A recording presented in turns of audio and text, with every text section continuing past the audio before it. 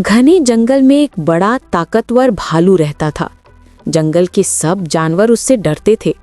उसकी कुव्वत, उसकी ललकार, उसकी चाल, सब कुछ खौफ से भरा था। इसी जंगल में एक छोटा मगर बहुत चालाक बंदर भी रहता था। बंदर हल्का फुल्का, तेज दिमाग और हंसी मजाक वाला।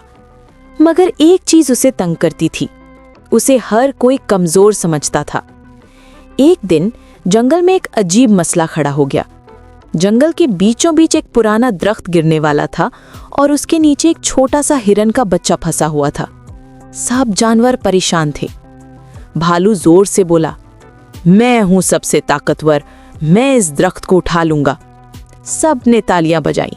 भालू ने पूरी ताकत लगाई, गर्राया, दहाड़ा, जमीन हिल गई, मगर दरख्त ना हिला। दूसरी बार कोशिश की, फिर भी कुछ ना हुआ। सब जानवर एक दूसरे को देखने लगे। तब छोटा सा बंदर आगे आया और बोला, कोशिश सिर्फ ताकत से नहीं होती, अक्ल से भी होती है। भालू ने तंजिया हंसी हंसी, तो तू करेगा, तू तो एक झटके में उड़ जाएगा। मगर बंदर ने उसकी बात नजरअंदाज की। वो दरख्त के ऊपर छलांग लगाकर चढ़ा, तने का मुआयना किया, जड़ों को देखा, फिर बोला, दरख्त सीधा नहीं, एक तरफ झुका हुआ है। अगर हम सब एक साथ धकेलें, लेकिन उस समत से जहां ये पहले से झुक रहा है, तो ये हिलेगा। इब्तिदा में सब हंसे, मगर फिर बंदर की एतमाद ने सबको खामोश कर दिया। बंदर ने कहा, ताकत कम हो सही, लेकिन समझ और टीम वर्क बड़ी ताकत बन जाती है। सब जानवर लाइन बनाकर खड़े हुए।